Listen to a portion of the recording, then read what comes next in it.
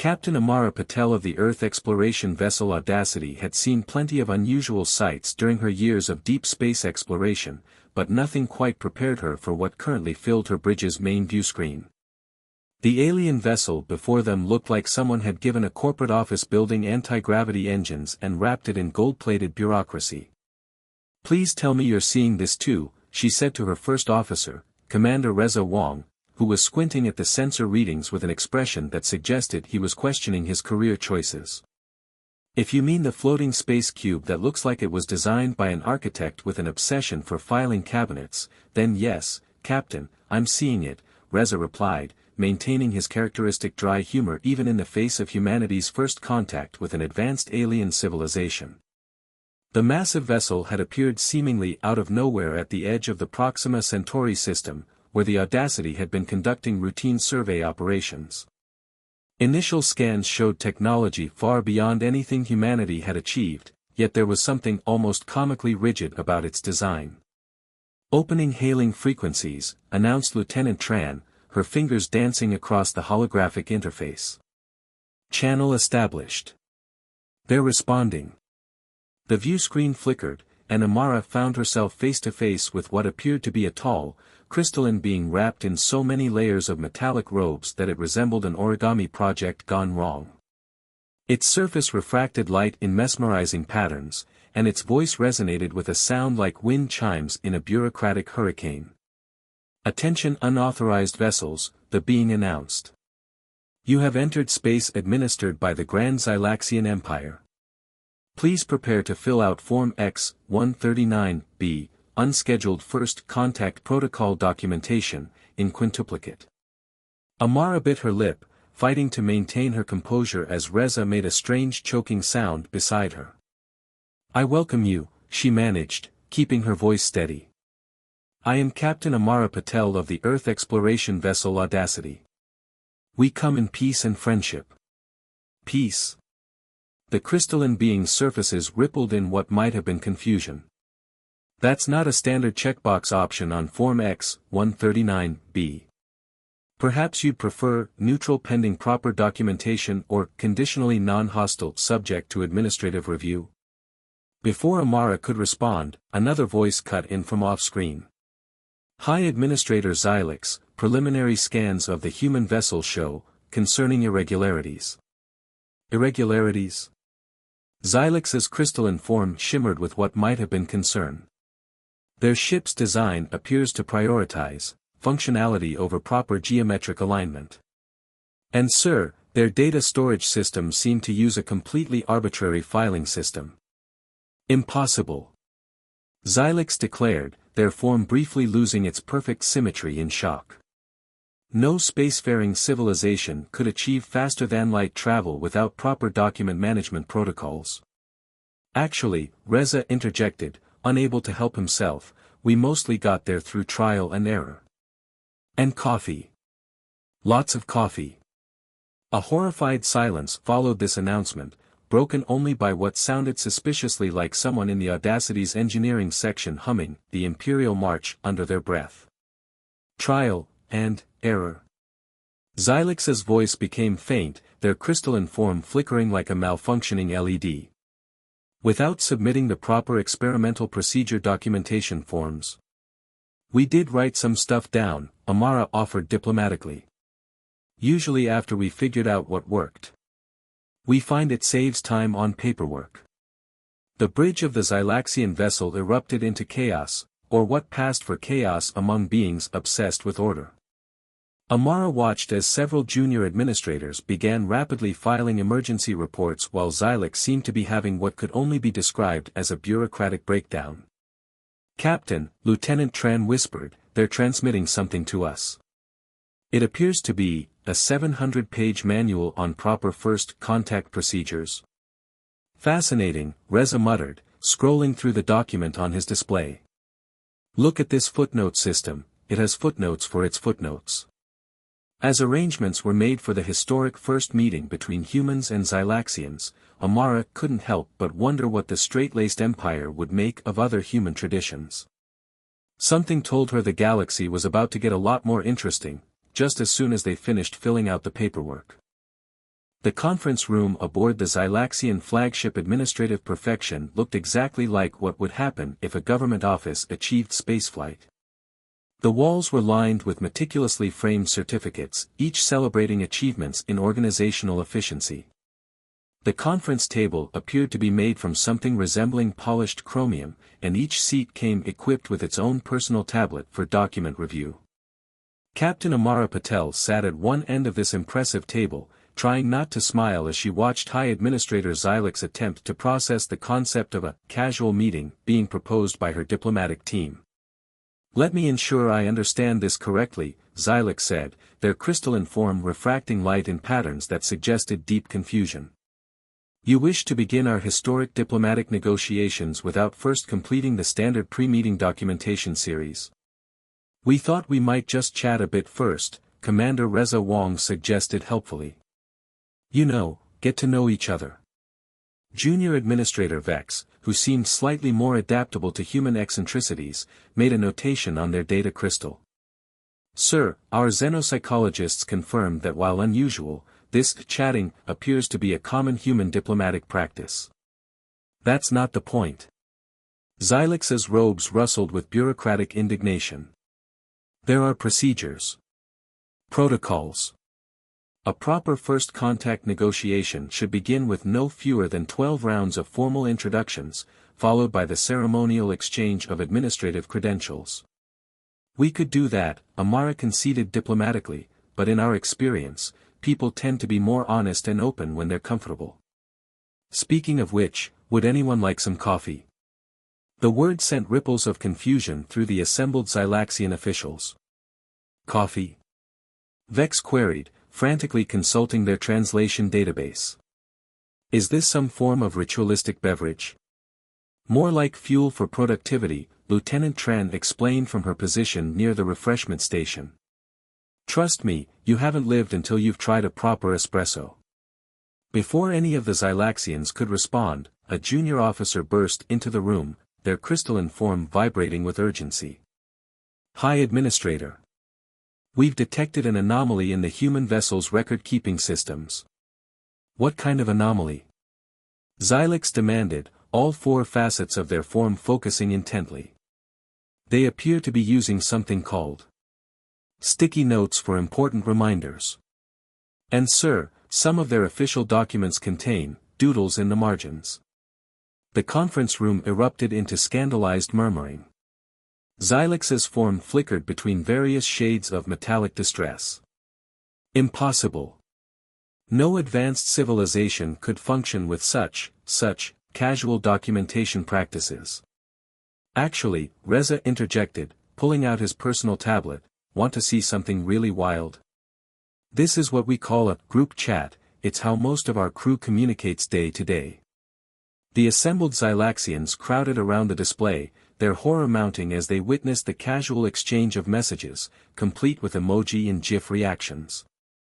One junior administrator actually fainted, their crystalline form briefly losing coherence. But where are the proper communication channels? Vex stammered. The chain of command? The official request forms? Oh, we have those too, Amara assured them, fighting to keep a straight face. We just find that sometimes you get better results with a quick message and a funny cat picture. Cat pictures? Xylax repeated weakly. You conduct official business with images of small predatory mammals. Only when appropriate, Tran said, choosing not to mention the extensive collection of cat memes stored in the Audacity's recreational database. As the humans continued introducing their Xylaxian counterparts to various, efficient, communication methods, Amara noticed something interesting. Despite their obvious horror at human informality, some of the younger Xylaxian officials were beginning to show signs of curiosity. She caught one of them secretly trying to draw a smiley face on their data crystal when they thought no one was looking. Perhaps, Xylax announced suddenly, their tone suggesting they were about to make a great concession, we could experiment with some of these human methods. Under strictly controlled conditions, of course. With proper documentation. Of course, Amara agreed solemnly. We'll start small. Maybe with casual Fridays. The resulting discussion about what constituted casual in a species that wore ceremonial robes made of living crystal lasted for hours and generated enough paperwork to fill a small library. But as Amara watched a young Xylaxian official excitedly show their colleagues how to make their data crystals display animated GIFs, she knew they were making progress. The galaxy might not be ready for full human chaos yet, but it was definitely starting to crack around its perfectly organized edges. The Joint Human-Xylaxian Command Center aboard the Administrative Perfection had undergone some interesting changes in the weeks following first contact. Holographic displays showing efficiency metrics now shared wall space with human motivational posters. A coffee station had been installed in the corner, though it came with a 47-page manual on proper beverage dispensing protocols. High Administrator Xylix burst into the command center with such dramatic flair that their crystalline robes created a small light show. Their usually perfectly aligned surfaces were showing distinct signs of what Captain Amara Patel had learned to recognize as caffeine-induced agitation. "Captain Patel," they announced, all facets gleaming with intensity, "we have a situation that defies all standard operating procedures." "So, a normal Tuesday then?" Commander Reza Wong commented without looking up from where he was teaching a group of junior Xylaxian administrators how to play paper football with folded requisition forms. "This is serious." Xylix's form flickered through several metallic hues. "The latest efficiency reports show that departments implementing human coffee breaks are showing a 43% increase in productivity." "That's good, isn't it?" Amara asked, hiding a smile behind her own coffee mug, which read, "World's Best Space Captain," in both English and crystalline Xylaxian script. "Good. It's chaos. They're getting more work done while doing less work. It violates at least 15 fundamental principles of bureaucratic physics." Junior Administrator Vex materialized beside them, clutching a data crystal that seemed to be decorated with what looked suspiciously like stickers. "Sir, it gets worse. The Communication Division has begun ending their reports with something called emoji. And Engineering has started a casual Friday." "Already?" Reza asked, impressed. "It took us 3 weeks to convince them that wearing slightly less ornate ceremonial robes counted as casual." Before Xylix could respond, the command center's main display lit up with an incoming transmission. The face that appeared belonged to Admiral Crix of the Xylaxian High Command, their perfectly symmetrical form a testament to thousands of years of bureaucratic tradition. "High Administrator," the Admiral began, then paused, their facets reflecting confusion. Is that a keep calm and file more reports poster behind you?" "Admiral." Xylix straightened, their form instantly reverting to its most formal configuration. "I can explain. The humans have introduced some unorthodox methods, but I assure you they're all properly documented." "Yes, about that documentation," Admiral Crix's tone grew serious. "We've been reviewing your reports on human organizational practices. These brainstorming sessions where ideas are shared freely without filling out the proper thought contribution forms. They're quite effective, actually," Vex interjected, then immediately flickered in embarrassment at speaking out of turn. But instead of a reprimand, Admiral Crix's form showed signs of interest. "Indeed. Our analysts have noted that while human methods appear chaotic, they produce remarkably efficient results. The High Command is curious." A strange sound filled the command center. It took Amara a moment to realize it was coming from Xylix, a sound somewhere between wind chimes and laughter. "Admiral," they said, their form relaxing slightly, "you wouldn't believe what they can accomplish with something as simple as a coffee break and what they call thinking outside the box." Though in fairness, Reza added, "we had to explain that it's just a metaphor." The Xylaxian Research Division spent 3 days trying to locate this mysterious productivity-enhancing box. As the Admiral began asking detailed questions about human organizational practices, Amara noticed more signs of change around the command center. A Xylaxian officer was using their crystalline form to create a prismatic light show while explaining a complex procedure to their colleagues. Another was arranging their data crystals in a pattern that looked less like official filing and more like abstract art. "You know," she murmured to Reza, "when we first met the Xylaxians, I thought their rigid bureaucracy would never mesh with human spontaneity. And now?" Reza gestured to where Vex was enthusiastically explaining the concept of brainstorming to the Admiral, complete with impromptu light effects from their crystalline form. "Now I think we might be witnessing the birth of something entirely new. A combination of Xylaxian precision and human creativity." Speaking of creativity, Reza grinned, "Wait until they discover what happens when you add espresso to their crystalline energy matrix. Turns out caffeine makes their forms create some amazing light shows." As if on cue, a junior Xylaxian officer who had clearly discovered the joys of double shots floated past, their form pulsing with rainbow colors in time to what sounded suspiciously like human pop music. The galaxy, it seemed, was adapting to the combination of human chaos and Xylaxian order better than anyone had expected. Though they still had to file the adaptation in triplicate, of course. The alert came during what had become a weekly tradition aboard the Administrative Perfection, Pizza and Paperwork Friday. Captain Amara Patel was in the middle of explaining the concept of doodling in margins to a fascinated group of junior Xylaxian administrators when every crystal surface in the command center suddenly pulsed red. "Multiple unknown vessels detected at the edge of the system," Vex announced, their usually methodical form vibrating with urgency. "Configuration matches nothing in our extremely extensive and meticulously organized database." High Administrator Xylix straightened in their command chair, their robes settling into what Amara had come to think of as their serious business configuration. "Show me." The holographic display shifted to show a cluster of ships unlike anything Amara had seen before. Where Xylaxian vessels were all geometric precision and human ships tended toward practical functionality, these craft seemed to defy conventional engineering. They moved like liquid mercury, their forms constantly shifting and flowing. "Well," Commander Reza Wong commented from beside her, "those definitely aren't from around here." Analysis? "Sir," one of the Xylaxian officers reported, their crystalline form flickering with confusion, "the vessels appear to be operating on principles that directly violate at least 27 different regulations about proper spacecraft design." "That's not supposed to be possible," Amara muttered, then caught herself.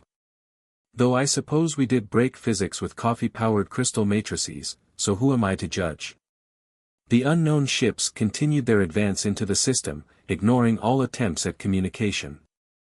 Their movements were eerily coordinated, like the components of a single organism rather than individual vessels. "Sir!" Vex called out, their voice tense, "they're launching something. Multiple objects on intercept course with both our ships." "Defensive positions," Xylix ordered. "Standard protocol dictates."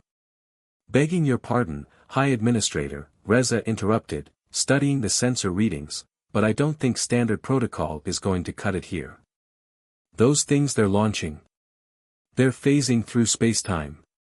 They'll pass right through conventional shields."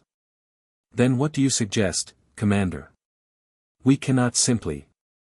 "Actually," Amara cut in, "an idea forming, maybe we can. Lieutenant Tran, remember that glitch we found in the interface between human FTL drives and Xylaxian crystal matrices?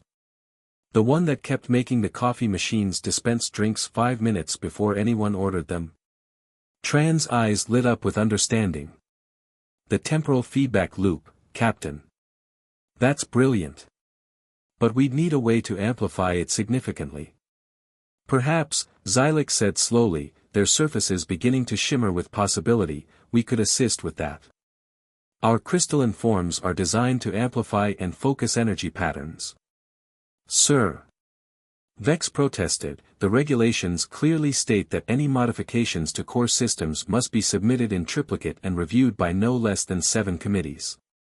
"Vex," Xylix replied with dignity, "I believe this situation calls for what the humans refer to as winging it." What followed was perhaps the strangest battle plan ever conceived in the history of space warfare. The Xylaxian officers arranged themselves in a precise geometric pattern, their crystalline forms humming with power. Human crew members positioned themselves at calculated points within the formation, their jerry-rigged devices purposefully misaligned to generate specific types of temporal feedback. "This is either going to be really impressive," Reza commented as they made the final adjustments, "or really embarrassing."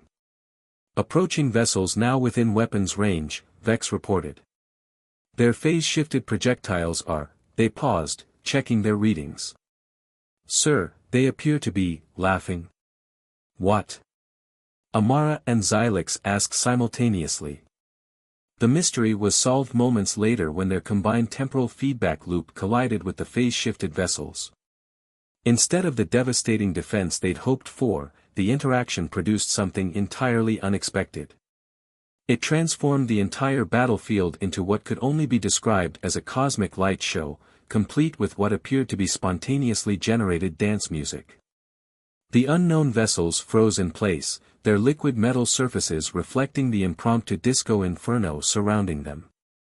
Then, to everyone's surprise, they began to pulse in time with the beat. "Are they dancing?" Tran asked incredulously. "Incoming transmission," Vex announced. Well, sir, you should probably hear this yourself." A voice filled the command center, speaking in what sounded like wind chimes being run through an auto-tune processor. "This is the collective consciousness of the quantum drift. We apologize for the dramatic entrance. We were testing your species' response to perceived threats. We must say, turning a potential battle into an impromptu dance party is a response we've never encountered before. Most impressive."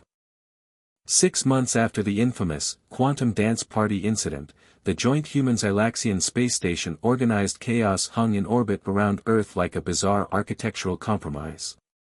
One half featured the precise geometric patterns favored by Xylaxian design, while the other displayed the more practical human approach. The central section where the two styles met looked like what might happen if MC Escher had decided to design a disco.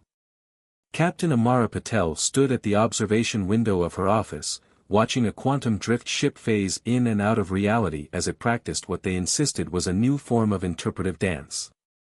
Next to her, High Administrator Xylix was attempting to explain the concept of flexible deadlines to a group of visiting dignitaries from yet another recently contacted species. "You mean to tell us," the jellyfish-like ambassador of the Hydra sapiens bubbled through their translator, "that humans regularly adjust their scheduling matrices without filing the proper temporal adjustment forms?" "Not only that," Xylix replied with what Amara recognized as pride, "but we've integrated their concept of good enough for now into our official efficiency protocols. It turns out that accepting occasional imperfection increases overall productivity by 47.3%. They paused. "Though perhaps we shouldn't mention the great coffee machine temporal paradox of last Tuesday." "Probably wise," Amara suggested diplomatically. "We're still trying to explain to the accounting department how the break room briefly existed in 3 different time periods simultaneously. And this is normal now." The Hydra sapient ambassador's tentacles rippled in what might have been confusion or amusement. "Define normal," Commander Reza Wong said as he entered the office, carrying what appeared to be a stack of both traditional paper forms and holographic data crystals.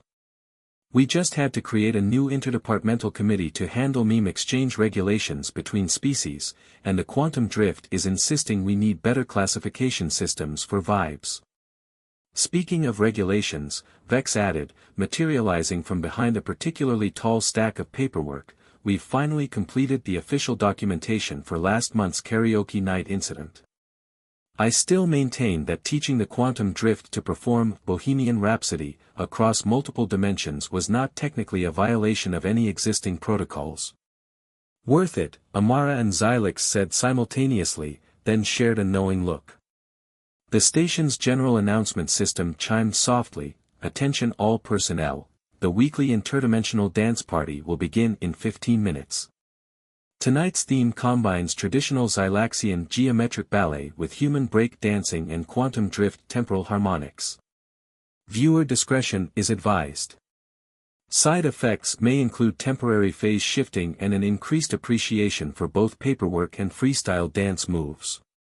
As if to punctuate the announcement, a group of junior officers, human, Zylaxian, and quantum drift, floated past the office window, their impromptu dance practice creating patterns in spacetime that would have made both Einstein and Martha Graham question their life's work.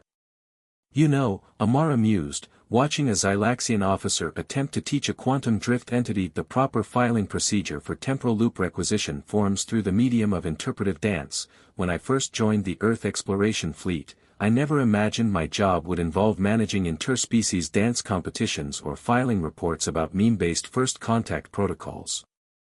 And I, Xylix added, their crystalline form shimmering with amusement, never imagined I would find myself explaining to the Imperial Council why we needed to allocate resources for something called a vibe check department. The universe, the Hydra Sapient ambassador observed, their tentacles forming what the xenobiologists had tentatively classified as a thoughtful spiral, seems to have a sense of humor. As if in answer, a junior human officer burst into the office, slightly out of breath. "Captain, High Administrator, you need to see this." They followed the officer to the station's main control center, where a holographic display showed what appeared to be a new type of spacecraft approaching the station.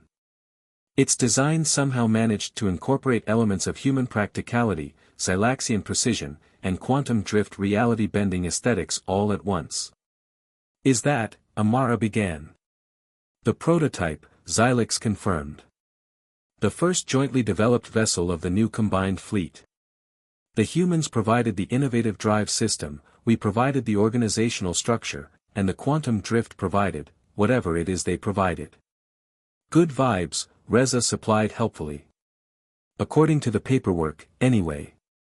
We're calling it the bureaucratic innovation," Vex announced, somehow managing to make even the ship's name sound like it needed to be filed in triplicate. Though the human engineering team has already nicknamed it the party boat. As they watched the new ship execute a perfect series of maneuvers that somehow also resembled a dance routine, Amara reflected on how far they'd come. What had started as an awkward first contact between a bureaucratic empire and a species that treated physics like a suggestion had evolved into something entirely new, a combination of order and chaos, efficiency and creativity, paperwork and pizza parties. The galaxy, it turned out, wasn't just ready for human chaos or Zylaxian order or quantum drift vibes. It was ready for all of them, mixed together with a healthy dose of coffee and properly filed documentation. And somehow, that made perfect sense in its own wonderfully absurd way.